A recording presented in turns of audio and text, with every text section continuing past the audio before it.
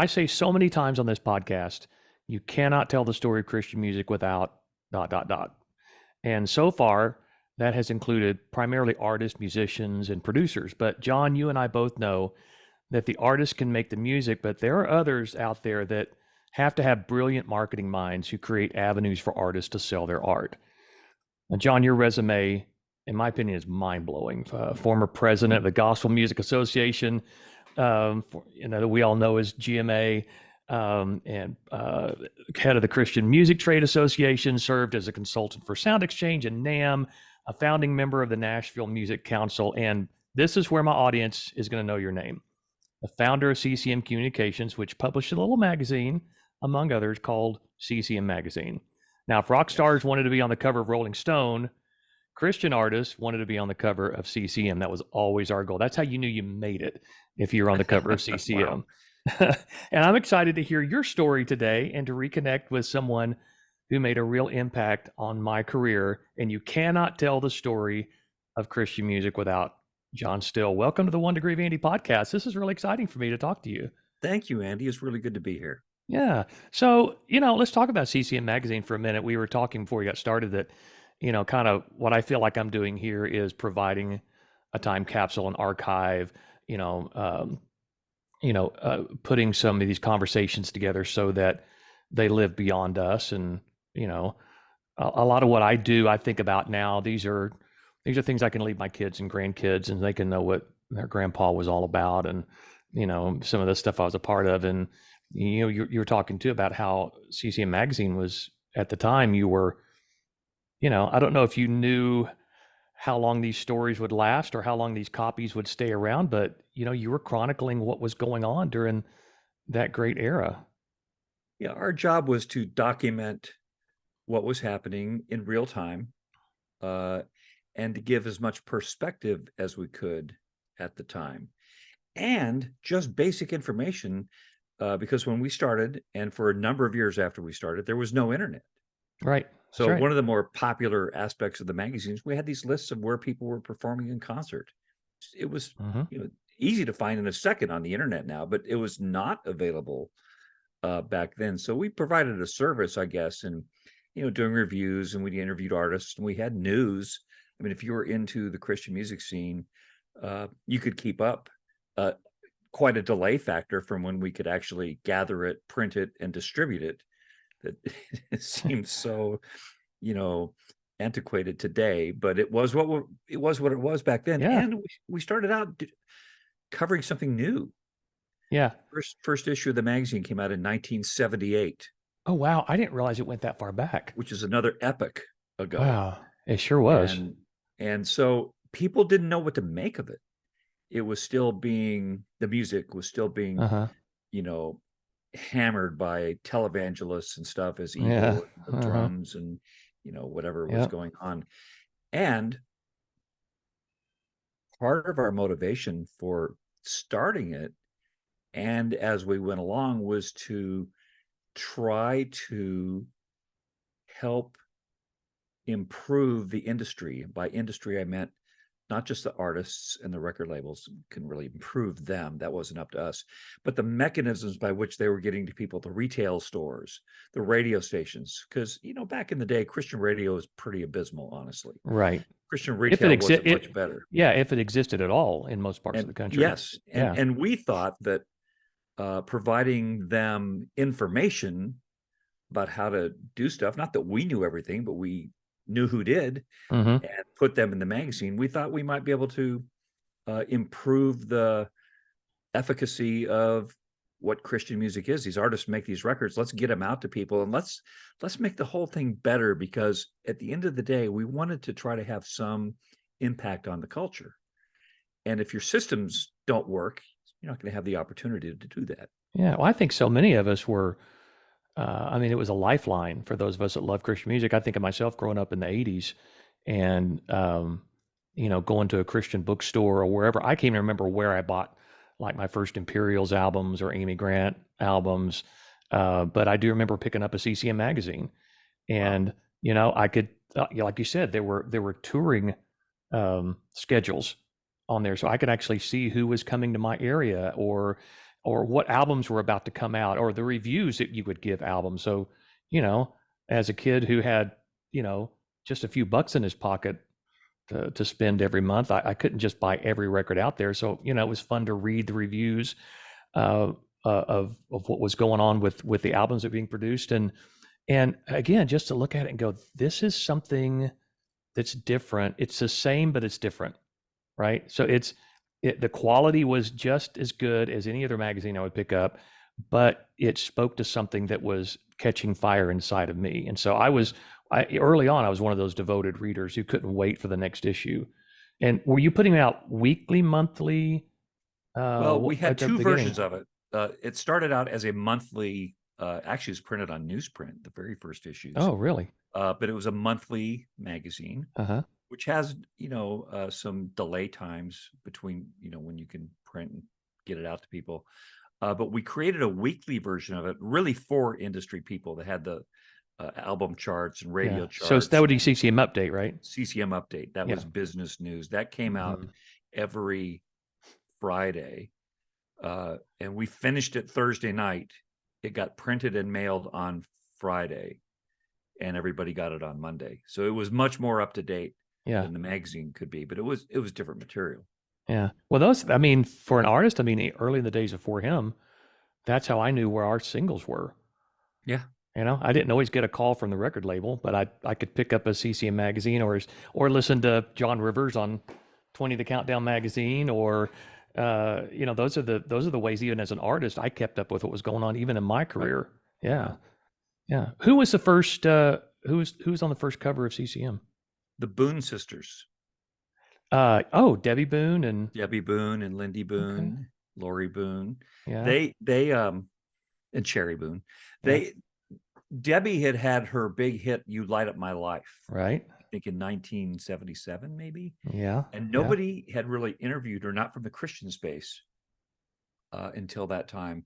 And so the Boone daughters put out an album called First Class in 1978, and through my friend Doug Corbin, who is at the Lamb and Lion label, which is Pat Boone's label, Hmm. we got the first interview with the Debbie and her sisters, and that was the first cover. Wow. And so tell me about the pushback you got. I mean, you know, you talk about that there was a lot of pushback on Christian music back in the day. Did you ever feel any of that with what you were trying to do as far as uh, bring the artists into your space to talk about their music and their faith? And you know, is there anybody controversial back in those days Oh that you no, had? not at all. Well, Sure, yeah, in addition to the pressure from the outside, which uh-huh. I remember having a epiphany one day, writing a long email to somebody who was banging on the whole idea of this music. And I thought, you know what? That is just what Satan wants me to do. He wants me to spend my time distracted over here dealing with this instead of doing what we were called to do. And so I canceled that email.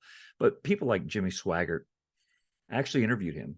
We were face to Really? face, and he was telling me how terrible he thought it all was. I said, well, like these rock groups like Petra, that's not for Sunday morning church. I don't want Petra doing rock and roll in church on Sunday morning. This is way before Well, the whole about to say, current praise and worship yeah, movement that until we the have. late '90s, of course. Yeah.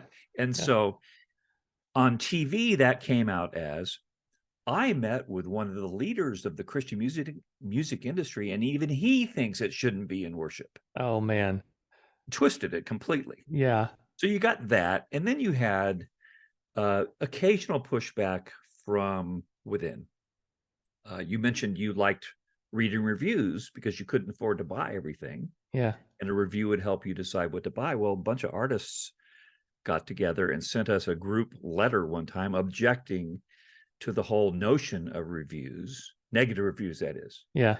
They're all happy with positive reviews. Of course. They didn't like a negative review, and they didn't like charts because that you can't compare ministries, like you can't rank ministries in order. And our fundamental response was, well, uh, you are creating a product, for lack of a better word. You're creating a record. You're asking people to pay for it. Therefore, the consumers have a right to know what somebody else thinks about it, Yeah. whether it's good or not or whatever. Uh, we were careful. If someone was a brand new artist and they had a lousy record, we didn't review it because no one was asking about it. If Amy Grant puts out an album, we're going to Yeah. certainly review it and critically, not negatively, but we're Right. going to give it a critical ear. Uh, they did not like that. And they said, we can't imagine the apostles and prophets being ranked in order like on your charts. And we kind of tried to graciously say, well, you know what? Y'all aren't apostles and prophets. I feel And that. I do and feel that. second of Yeah, all, if you don't want people to have to decide whether they want to pay retail for your record, then put it out like Keith Green did for free. that's right. Wow, Just that's pick good. one. Hmm. Just do that. If you want to be pure about it, do it the way he did. So who was And listening to the records and reviewing? Was that you? Was it somebody on your team? Or did you do it as a collective? no, we had a staff of freelance writers. I wrote personally as time went on. I wrote very little actually in the magazine. I was mostly just kind of directing the circulation and the marketing and the Uh-huh. overall editorial and the business of doing it. What happens in these things is they grow a little bit and you don't get to do what you originally loved doing. So we had people who were far more capable than I was to adjudicate music as it came out. And I think our reviewers were generally really, really good. And I think our journalism was good. That was another tenet of ours. Uh-huh. I We agree. decided to treat Christian music seriously and to apply real journalism to it. That means you look at it objectively and you report on the good, the bad, and the ugly. And we had all those things. And not just the good news. We weren't just whitewashing stuff that, and we didn't muckrake, we didn't gossip, but we were honest. Yeah, well, I mean, there has to be an outlet to tell the truth. And there were Not some everybody believes that. I know. Well, not everyone wants to hear it, especially those of us that make our living. I mean, look, I would have to be honest to say everything that I read in CCM about us, I was kind of like, oh, really? I don't know about that. Or did I actually say that? Because just, we have selective memory and we always want to be cast in the best light possible. So anything that you construe as negative, it's, I deal with artists all the time. I coach a lot of them and I'm like, man, you better have some pretty thick skin because not everybody's going to like what you do. And somebody may say something negative about you that you don't want to hear, but it's actually the truth and you need to hear it. But when you're in the moment, you're in that momentum, I get it. I can't remember if there was, I don't know. How many did you give? 4 stars, 5 stars? I don't know I or if don't it think we did was a star rating. microphones or there was something there that I remember was like, um, I mean, obviously you'd know better than me, but to be able to Maybe tell not. if the if the record was worth buying or not, or how you felt about it with the write up. But I don't remember anytime I would hear something negative about one of our albums in your reviews, it'd be like, oh, there's Yeah, that, hurts. but then when you go back and go, hey, you're right, they were right. It was hard sometimes publishing stuff knowing it was going to probably make somebody cry because you put all this work into making a record and then Yeah. some idiot with a typewriter just dismisses it in a Yeah. few lines. Yeah. That has got to suck if you're on the artist side. It does, and you think And about that too with people in sports and people in music and art in the secular world. There is a lot of animosity between the people who make the art and the people who judge the art, yeah, and that's yeah, well, there's always going to be a tension there. And first of all, we never set out to be mean. We were never. There was no animus with us and artists or the industry. I mean, we were reporting on an industry that we were, de facto part of. But there's what's popular and there's what's good. Those yeah, aren't necessarily the same thing. And we were trying to point out the stuff that was good. And some stuff was super popular but not good. And if you come out against that or you say something negative about it, man, people get really uppity. yeah. They don't like it. Um, Did you have anybody? I don't. You don't have to name names. You don't want to, but did you have any artist or label in particular that you had issues with? During that time. not that we had issues with, but they had issues with Well, yeah, us. maybe that's what I meant. Yeah, there was a time where, uh, and I'll name names.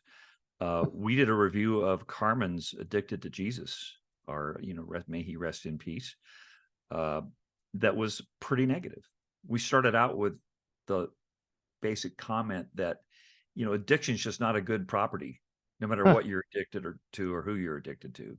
And then went on. I mean, he was a showman. He was Hmm. theatrical Yeah. in what he did, and we kind of called out some stuff on that record, and he called me up, and I rarely get sick, but I had pneumonia, and I was in bed listening to him yell at me for an hour and a half one Oh day, no. and Wow. he vowed to never be in the magazine again, and of course you can't pick that. We're not going to review your record if you put it out there. Right. We'll go buy it if we have to. Yeah.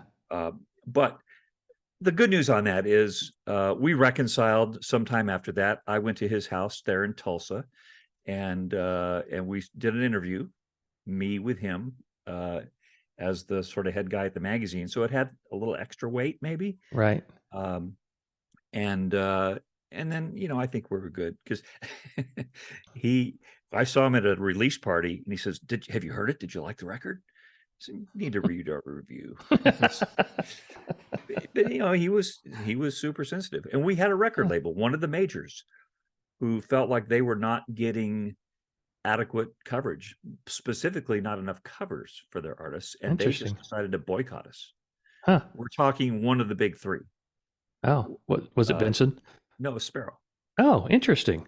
They Because were man, because Sparrow had so many big hitters Yeah, as and artists over and there. these are friends of mine. I mean, when Billy Ray was starting Sparrow, he called up, said, "Hey, I'm starting a label. I want you to be our voice for all of our in-store stuff, our radio commercials." I did Yeah. all of Sparrow's commercials and all their stuff for the first few years. I mean, we're friends. Had known Bill since he was 14. Um, it's not like we were uh, enemies in any way, but he just got sideways with thinking that other people were getting better coverage. There's always this clash between California and Nashville, Hmm. um, and the Nashville people thinking we were very much favoring California because we were in California at the time. So they all thought we were hanging out with Sparrow people every day, and then Sparrow's the one who turned off the money spigot to us, which was very tough. However, I will say we never changed our editorial policies. We continued to cover people. We all we did was call it as we see it. Yeah. I'm proud, in the nicest sense of that word, to say no one can ever truthfully tell you that they bought advertising in exchange for editorial, that we made a deal with them. Hey, you buy the back cover and we'll make sure your person gets on the front cover, or we'll do an article. We never did those kind of exchanges. There was a church state separation between editorial and advertising. Yeah, that's good. So, which is tough sometimes because Yeah. someone's a big advertiser and you trash the product they're advertising. Well, you Hmm. don't trash it, but you do say something negative. Yeah. That's tension. That's really tough. And Yeah. we got some unpleasant phone calls, but it took a couple years and a couple meetings, and we were able to work that out as well, because we just kept doing what we were doing. And this is just a funny little anecdote about that. Their publicity department would keep calling us to pitch articles. And I finally called up Bill. I said, "You know what? If you don't think we have enough value for us to advertise, then stop calling us for editorial." He said, "Okay, we will." Wow. Well, And one of the things that I really do appreciate about CCM Magazine over the years was just how fair it was, and how it did feel like you covered as many artists, that were coming up in their prime as possible. And, there's no way you're gonna be able to cover everybody all the time. So I can understand that tension there. But I always felt like CCM was very fair well, and thank you very much. very broad in its coverage.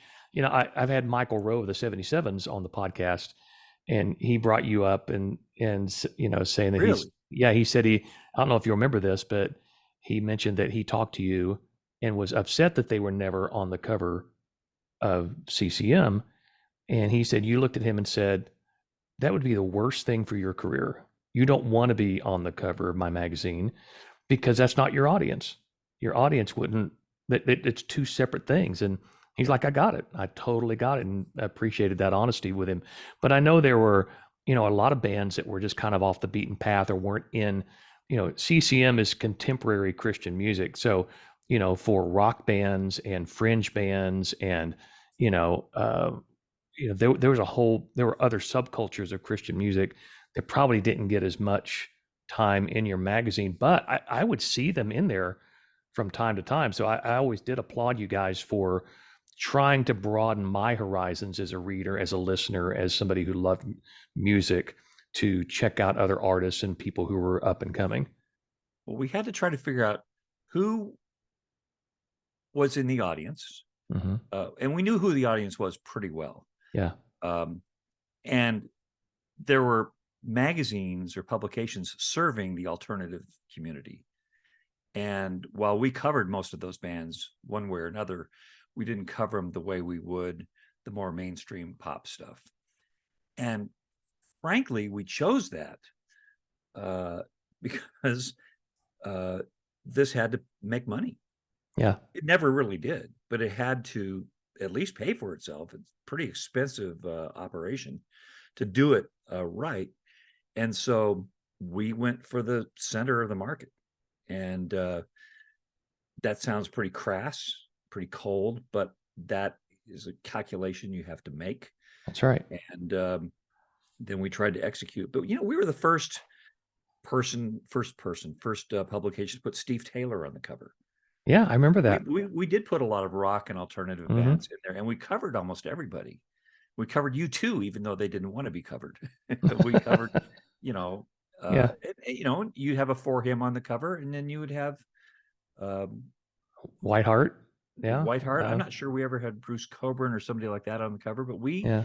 we went out on the edge every now and then. But those we also knew exactly what sold because it was the best-selling magazine in Christian bookstores, and we knew what the return rate was, and so we can tell if we hit or missed Yeah. with the audience. And And and you alluded to just a second ago that that it wasn't a huge profit. There wasn't a huge profit margin for CCM no, Magazine. mm-mm. So why keep doing it all those years? Like why keep something like that in print if it's not a moneymaker for your company? Well, it was what started the company, and I mean, we made some money sometimes, we lost money sometimes. It kind of at the end of the day was a break even operation. It felt important to do, and uh, it employed several people, and and I think it made a difference for better or for worse in the quote unquote industry. And it just seemed like uh, I don't think we ever really thought about stopping it. And when was the last issue? When was the last actual print issue? The last printed issue, I believe, was in 2009. As far as I know, it's still online. Yeah, I run across it every once in a while. It's not as robust as it was, but that was almost a 30-year run. Wow. Or was it 2009? It was seems like it was just shy of 30 or 35 years Wow. in print, Well, which, that's incredible. for the Jesus music movie, they wanted some covers. And I have some boxes in my garage with all the issues, and I got those out, started going through them. After going through literally hundreds of them, I was like exhausted. I thought this was so much work doing all this and trying to and finding these covers. But I was also really proud to Yeah. review that once again because it's Yeah. sort of back there in the back history and seeing it again. Mm. All that photography, all that writing, all that stuff. It was gratifying.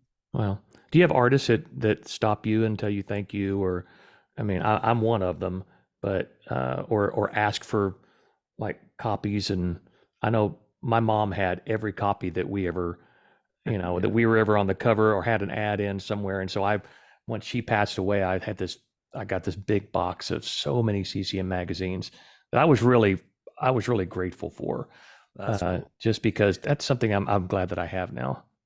We have artists. I mean, I'm trying to remember back in the day. People were very, for the most part, very kind to us. I mean, there's an old saying: "Don't tick off people who buy their ink by the barrel."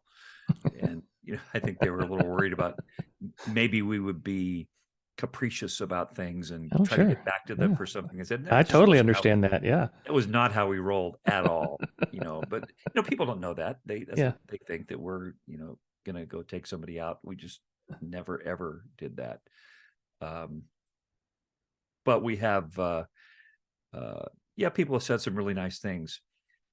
Back last year in December of 2022, when Amy Grant was honored by the Kennedy Center, to me, that was kind of the culmination of everything we had been trying to do. Mm. A Christian artist gets put up in the public eye that in that way and honored amidst, I mean, she was up there with U2 Yeah. and these other artists. And I thought that made me cry, and not much does. I was Mm. so proud of her and collectively us, not the magazine, but us, everybody who got her there. She got herself there first and foremost. And I was talking to her. I said, Amy, that was so great. I just loved seeing you there. And she said, well, you're a big part of that story, which was one of the nicer things she could have possibly Mm. said. No, she's not wrong. Again, I feel the same way that, that um, people wouldn't know who we were as much if we weren't on the cover of your magazine. Well, so Or, there you go. yeah, Part of our job was to expose people to the audience yeah. and to let them know that this was available. It would be a benefit to their lives musically and hopefully spiritually. And uh, we were helpers in that regard. Well, we've talked a lot about CCM Magazine, and honestly, just because, like I said in the intro, I think people will recognize your name that used to buy the magazine because it was, that's John Styll, CCM Magazine.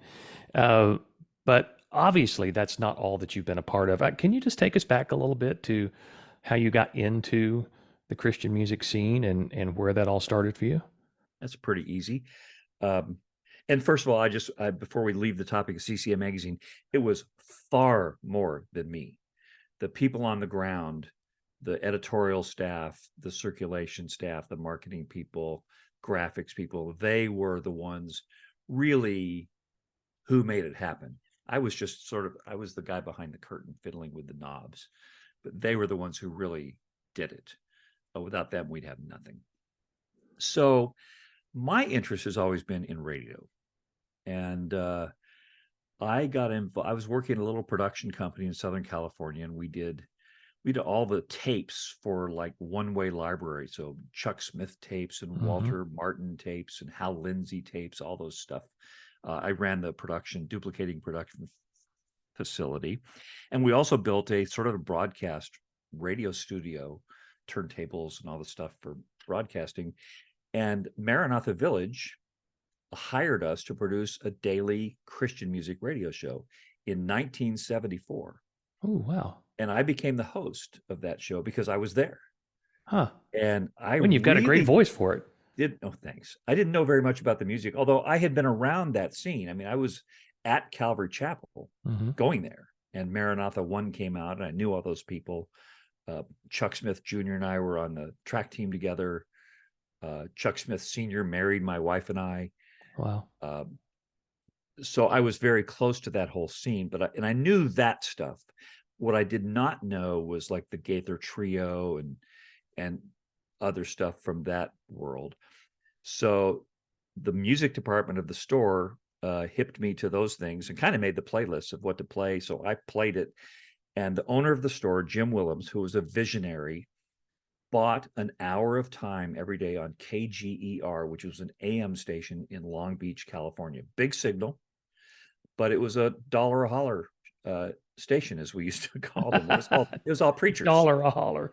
And these guys did not have a sales department. They had a 3x5 card file. When somebody dropped off, they just go to the next one and put them on the air. That they had such a backlog of demand. But it was owned by John Brown University, and Jim Yeah. Willems was an alumnus of that school. So he got some priority, and he bought this hour because he knew if he could get the music played on the radio, he could sell some records. Because there was not one radio station in the US that played Christian music like that. So we played everything from Larry Norman to the 16 Singing Men. Wow. and I interviewed people. I interviewed Second Chapter of Acts and all these bands that were coming out at the time, and occasionally played songs. I remember one day that the general manager of the station was this really old crotchety guy, and was playing something by, I think, Barry McGuire, that was a bit of a banger for the day. And he called up, "What are you trying to do to our radio station?" You know, he didn't. And anyway, there's a lot of stories associated with that. But so that's how I kind of got in, and working closely with that retail store, which became the #1 seller of Christian music in the country at the time. Wow. And it was housed in the original Calvary Chapel building on Sunflower Avenue in Santa Ana. Through that, um, got to know more and more of the people in the industry. And Jim Willems bought a little newspaper in Southern California called Contemporary Christian Acts, ACTS. And we were publishing that as a newspaper. And then we kind of had the idea that maybe and I was the editor of the music section just because I was there. And Yeah. I studied journalism in college in addition to mass communications. And I became the editor of the music section by default. And then we decided maybe we could make this music section into its own publication. So we created, as a spinoff to Contemporary Christian Acts, Contemporary Christian Music. Same fonts, same design, same everything, just different content. And that's how it started. That's interesting because that font, I think when you say the font, I immediately see it in my head. That was very iconic. And you kind of kept a version of that all the way through Well, yeah, those decades. I know the one you're thinking of. This would have been an earlier incarnation of Oh, it, but okay. we moved away after a while, because we started calling it just CCM at Uh-huh. some point, I think in '83. We never referred to the music as CCM. We never referred to the industry as CCM. Really? We only used that acronym in reference to the magazine itself. Interesting. But Interesting. now it's become the acronym, uh, and He created a um, brand. Yeah, you could we actually had a trademark on it, but we never enforced it. well, so what would you say, GMA, Gospel Music Association? Would you like how would you describe in your vernacular, how would you describe what Christian music is in one phrase?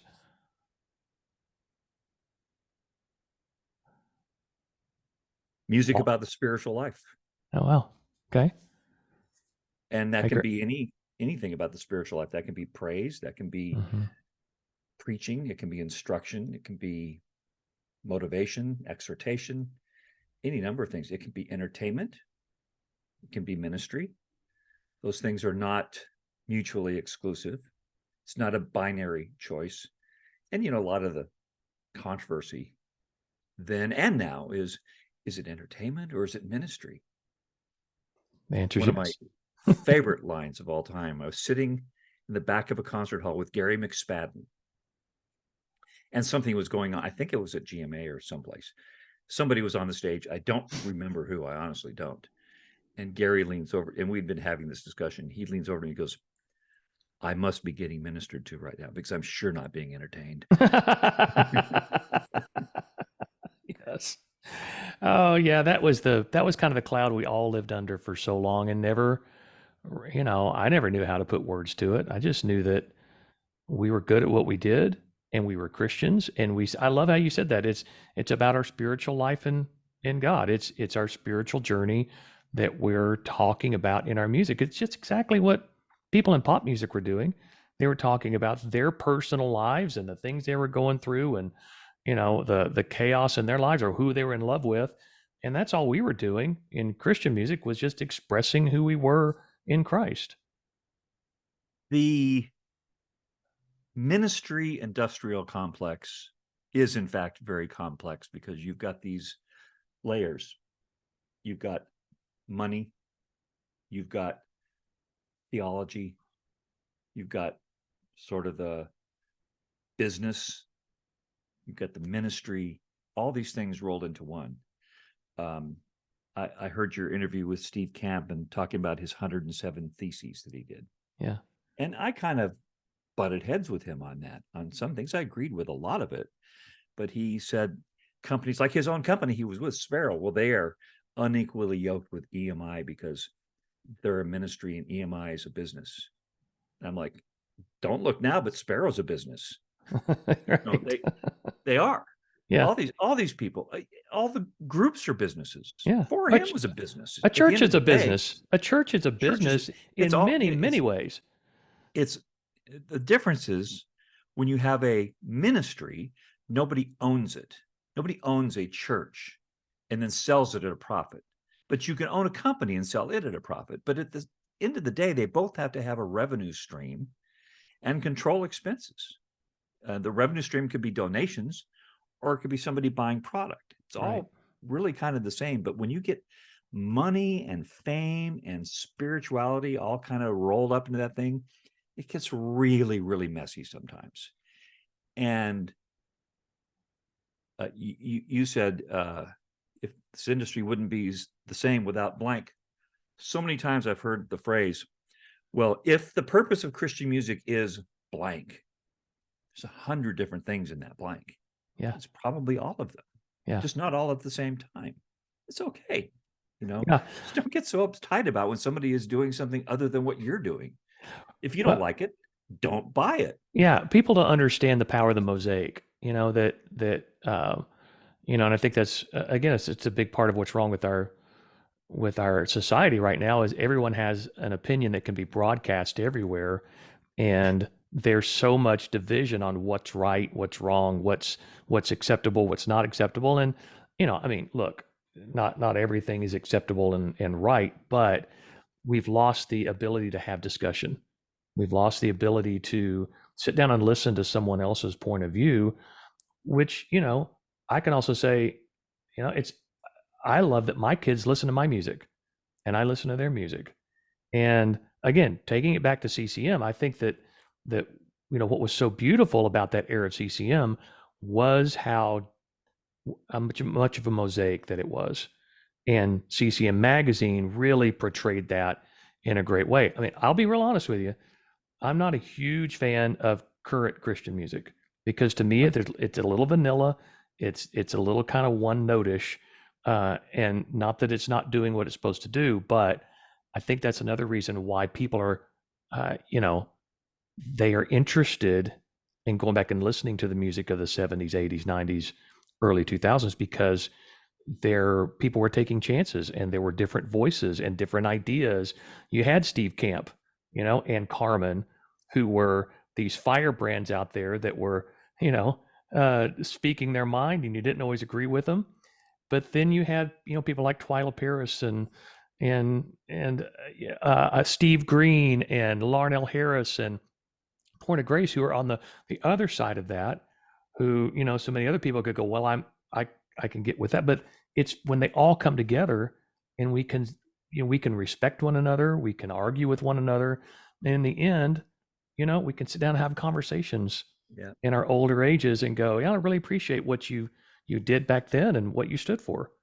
As I've gotten older, and I think that's a great comment, Andy. Thank you. I've become a lot less interested in all the arguments and discussions. And I'm like, my, what a tempest in a teapot. Hmm. It's Barry McGuire said that one time about the whole letter from all the artists, which he was one of them that signed, but I wrote a very long response to it and we published it, and there's just blah blah blah. And he wrote a quick note, and that's all he said. My, what a tempest in the Yeah. teapot. Yeah, Which I forgot. I was going to ask you if you published Steve's theses. I think we did. I think you did Uh, too.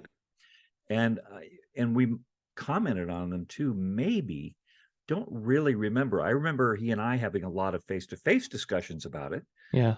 back in the day because we were friends. We were good friends. I mean, I well probably don't need to go into that very very much, but um, uh, one of the things that folks couldn't handle with CCM Magazine is the multiple points of view that could be put out at once Hmm. or at different times. Yeah.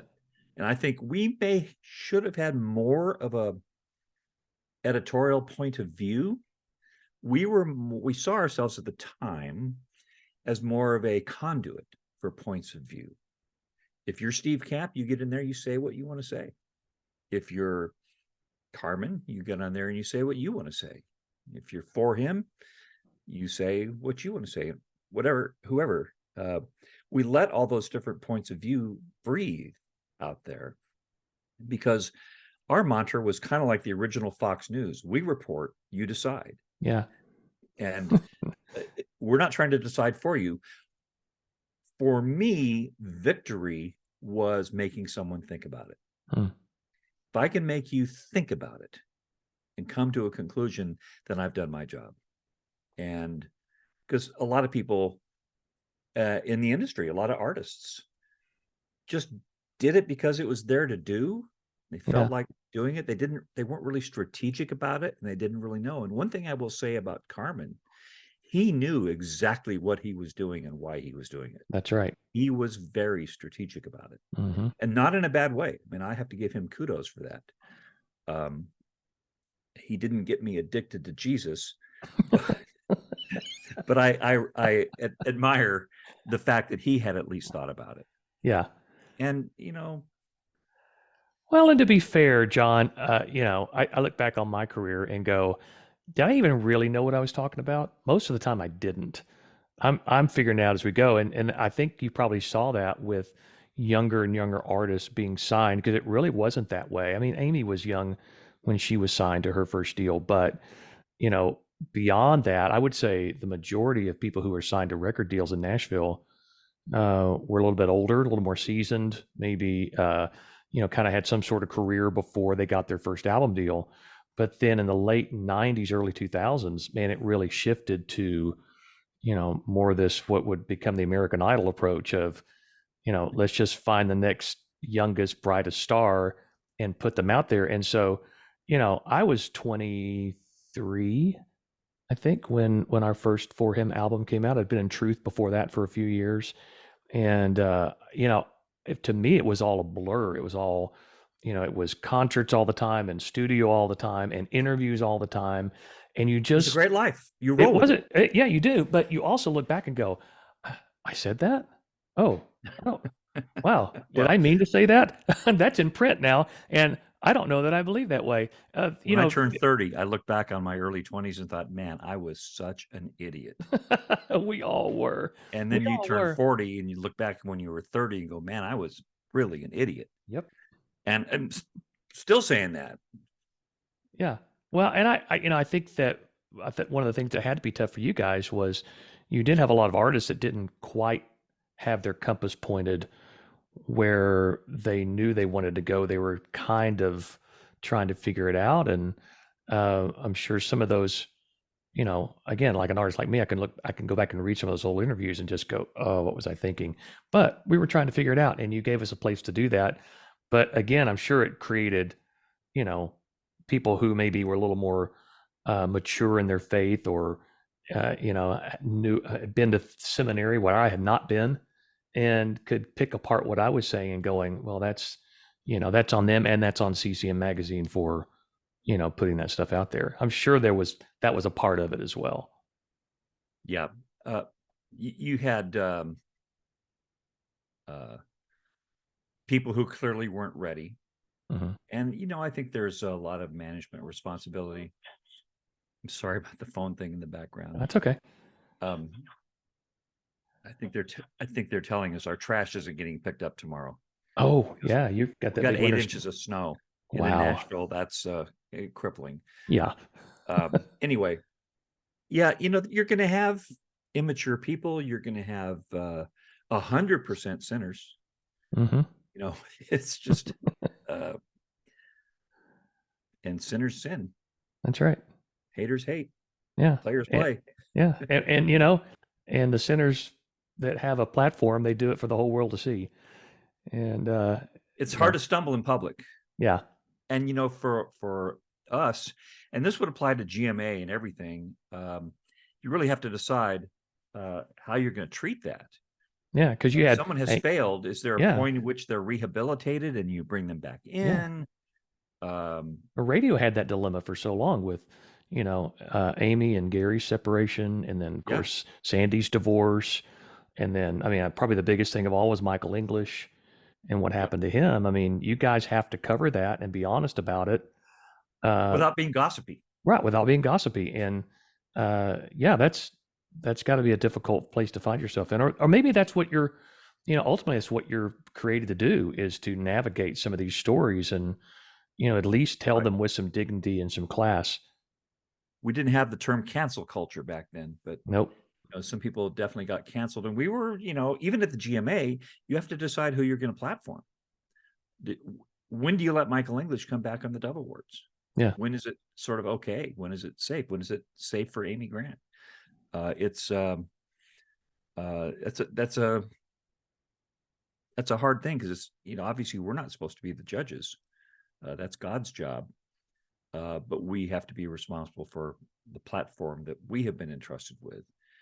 And that was the same with GMA. GMA was and is a really complicated thing because that is trying to bring together contemporary Christian music, rock and roll, black gospel, southern gospel, everything in between, and put it all in a bowl and make it come out looking cohesive.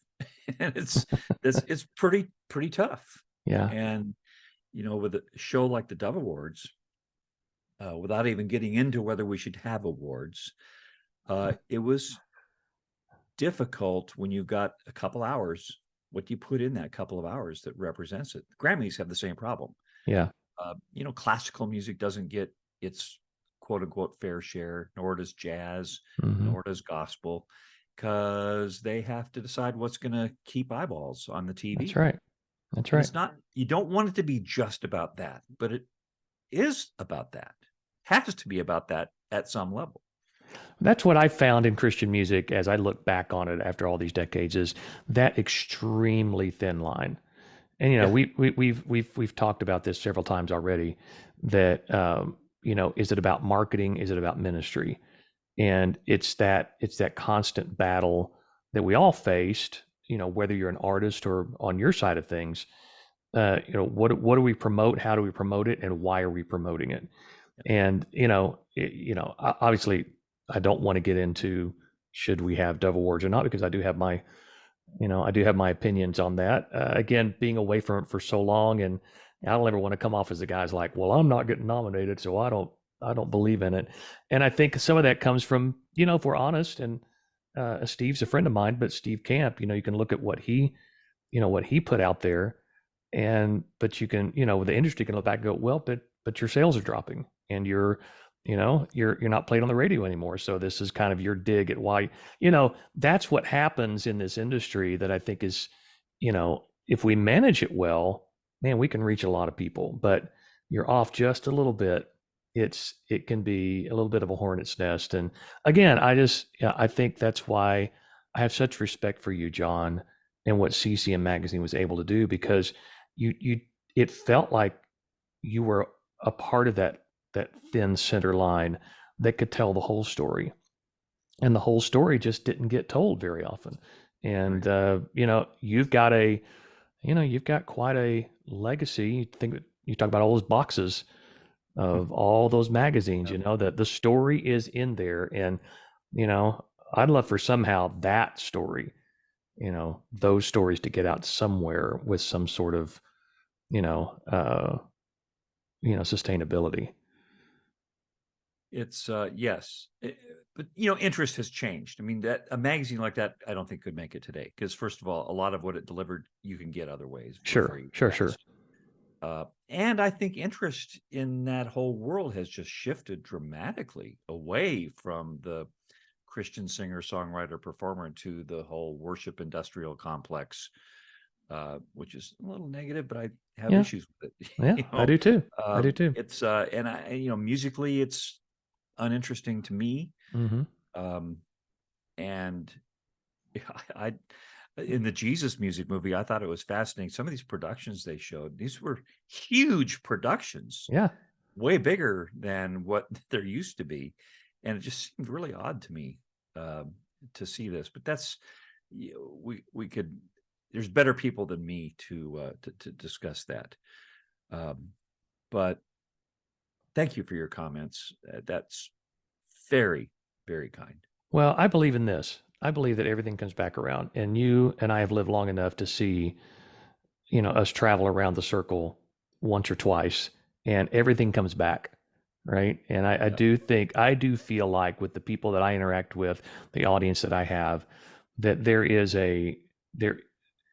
people. I'm not going to say people are tired of worship or current CCM, but there is a desire to feel something again, to feel something musically again. You talk about, that it's typical in the Grammys not to see a lot of love for classical and jazz, but you know, uh, people feel things when the music is a certain way, Yeah. and when it gets People, I watered, think, yeah, have yeah, always wanted authenticity. yes, And so when Jesus music first came out, for folks for whom church meant choirs and organs, love song was quite authentic to them. yeah, That felt very, very real. And that movement at that time not only felt real, but was real. And it was authentic. And then it morphed into becoming an industry and felt a little less authentic, maybe. yeah, And then even when that industry kind of petered out, uh, in 2000, when file sharing became a thing, I mean, that cut the legs out from everybody. it did, Half of the industry's revenue just disappeared like in a year. And that forced them to be quite judicious with what they did. And it meant a complete rebuilding. And now it's all back and it's all digital and it's generating more revenue than ever, but a completely different paradigm. yeah. Not sure Christian music has figured out that paradigm exactly. And I think the audience has changed. You had an audience back in the day that a lot of our listeners, our readers, only listened to Christian music. They didn't like quote unquote secular music. And if we brought up something that they deemed to be too secular, they didn't take kindly to it. When Amy Grant tried to get out of the corral, they went after her big time. Yeah, You can't have a top 40 hit on radio. That's, you don't mention Jesus enough in it. yeah. That's, or at all. Uh, it's just a different paradigm now. And it's not for me. I was way into it back then. I'm not way into it now, but it's my age and lifestyle. And I think I did my part at that time. And now it's a different season of life. So what are you doing now? So tell me what you're doing in the music industry right now. Nothing.